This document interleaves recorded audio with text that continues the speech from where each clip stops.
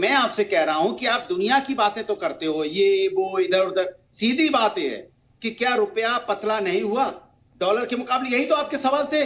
क्या किसानों की इनकम दोगुनी हो गई? क्या 2 करोड़ रोजगार मिल गया?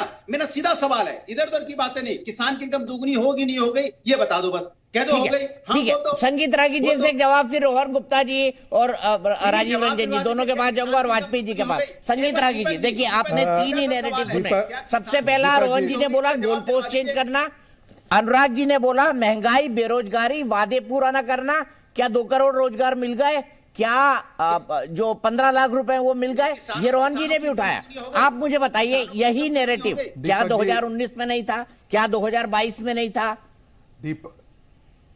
दीपक जी, यदि पॉलिटिकल पार्टीज के मैनिफेस्टो को देख लें तो कोई भी पॉलिटिकल पार्टी ये नहीं कह सकती है कि जो उसके मैनिफेस्टो में है वो सारे के सारे पूरे हो गए हैं, और वे भारतीय जनता पार्टी पर भी लागू होती है। लेकिन डेमोक्रेसी में एक चॉइस होता है, डेमोक्रेसी में चॉइस होता है जिसे हम कहते हैं अच्छा है और उससे बेहतर अच्छा है। यहां पर नरेंद्र मोदी की सरकार को जितनी क्रेडिबिलिटी है, इनमें से सारे विपक्ष को एक साथ मिला दे तब भी वो क्रेडिबिलिटी बराबर नहीं आती है। आप नीतीश कुमार के बारे में जिक्र करें, जो आदमी रोज पाला बदलता हो, जो आदमी भारतीय जनता पार्टी की साख पर खड़ा हुआ हो और उसी का डाल काटे, तो ऐसे आदमी को विश्वासघाती आप नहीं कहेंगे, उसके डीएनए पर प्रश्न नहीं करेंगे तो कौन क्या करेंगे? जो आदमी लालू को सबसे भ्रष्ट कहता हो, जिसके खिलाफ लड़ाई लड़ता हो और उसी की गोद में जाकर के बैठ जाता हो, तो उस आदमी को भ्रष्ट नहीं करेंगे तो उसके कौन से? अरे अपना डीएनए देखो यार, सुन लीजिए, अपना डीएनए देखो, अपना डीएनए देख लो, अपना डीएनए देख लो। संगीत रागी लग रहे हो, बदतमीजी नहीं, लग रहे हो, बिल्कुल बदतमीजी नहीं, बिल्कुल बदतमीजी नहीं। संगीत रागी क्यों लग रहे हो? अपना डीएनए देखो, ये पता लग रहा है, डीएनए देखो, पता लग रहा है कि क्या है डीएनए देखो। तो ऐसे व्यक्ति के डीएनए के बारे में क्या कहा जा सकता है? गलत बात जिस व्यक्ति को बिहार की राजनीति में पलटू मार, विश्वासघाती पलटू मार हो, उसके बारे में और क्या कहा जा सकता है? एक मिनट, ऐसे बदतमीज लोग, ऐसे बदतमीज लोग यहाँ भाषा की मर्यादा और शालीनता पर बहस कर रहे हैं। राजीव जी, संगीत रागी जी, आप दोनों मेरे लिए सम्मानित हैं, आप दोनों बड़े भाई हैं, आप दोनों बड़े भाई हैं। हमने नहीं कहा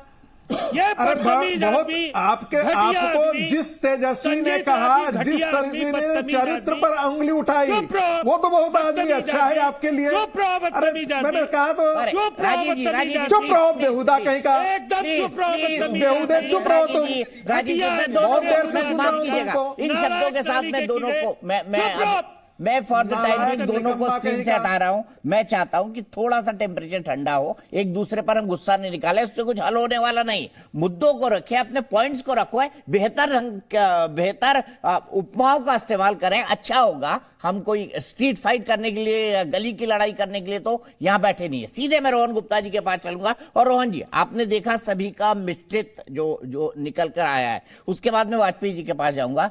आपको नहीं लगता कि आपको आपके अभी तक के जो नैरेटिव है उनसे कहीं आगे जाके सोचना पड़ेगा, तब आप असल में मुकाबला कर पाएंगे?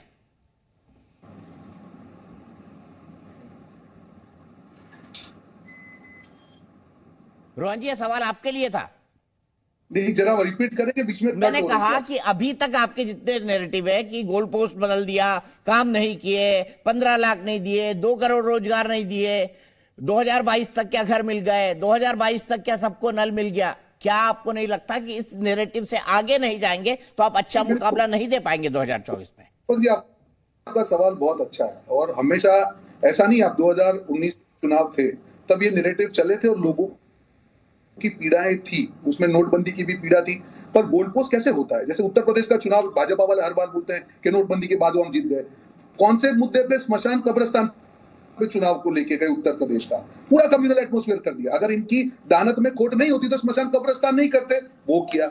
2019 की बात आई, पूरा राष्ट्रवाद पे चुनाव को लेके चले गए। मेरा यही कहना, और इसीलिए भारत जोड़ो यात्रा जो इस बार दीपक जी हमने की है, उसका उद्देश्य क्या था कि 3 मुख्य उद्देश्य, महंगाई, बेरोजगारी और जो धार्मिक नफरत भाजपा फैला रही है, ये तीन मुद्दों को हमने काउंटर करने के पॉजिटिव नैरेटिव पे हमने यात्रा की और सफलता मिली। हमारा जो चैलेंज ये है दीपक जी कि अगर हमने भाजपा के नकारात्मक मुद्दों को नहीं चलने दिया और अगर चुनाव सकारात्मक मुद्दे पे हो गए तो यही सारे मुद्दे पे जो भाजपा की जो अहंकार की जो लंका है वो डूबने वाली है। और एक मैं एग्जांपल दे रहा हूं, जिस प्रकार से आंकड़े आए हैं 8-9 साल के जो भी है आपके सामने है, मुझे बोलने की जरूरत नहीं है। हिमाचल ये लोग भूल जाते हैं के शर्मा जी भाजपा के लिए जब से हिमाचल आ रहे हैं देश के नक्शे से चला गया।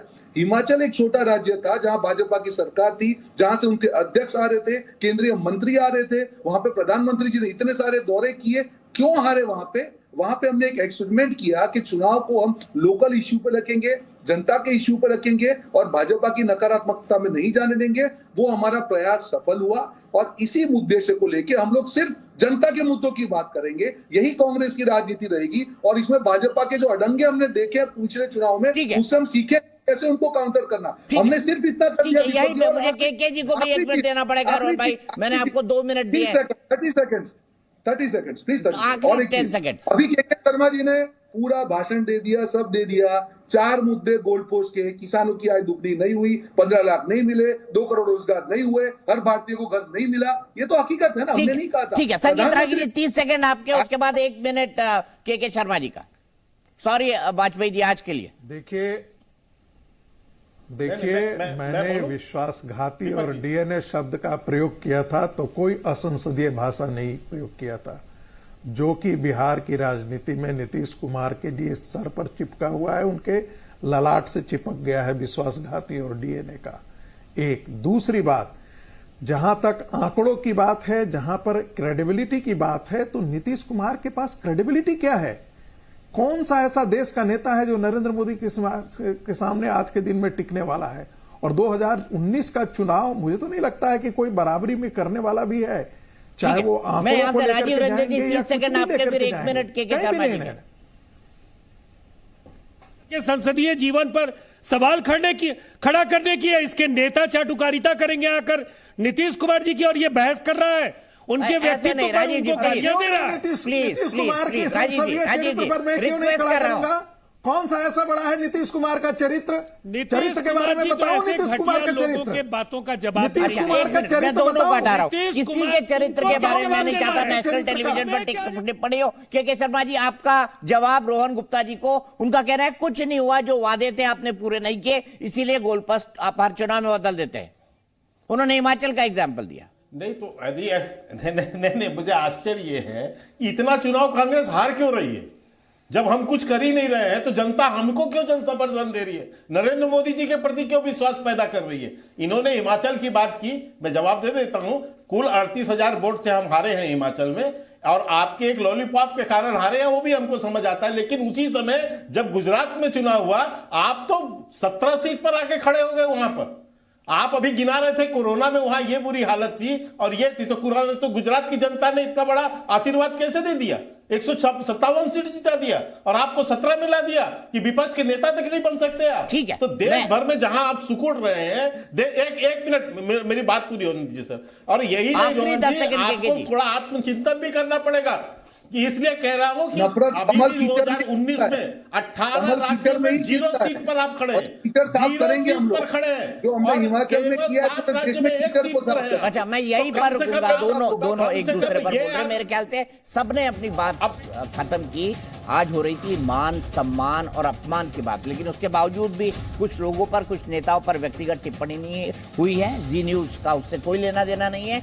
अपने हमारे जो सम्मानित गेस्ट होते हैं, पैनलिस्ट होते हैं, वो अपनी राय खुद प्रकट करते हैं। लेकिन चलते चलते सोचिएगा जरूर कि जब आप अपना मतदान करने जाएं 2024 के लिए, तो हर मुद्दे पर सोचिएगा जरूर।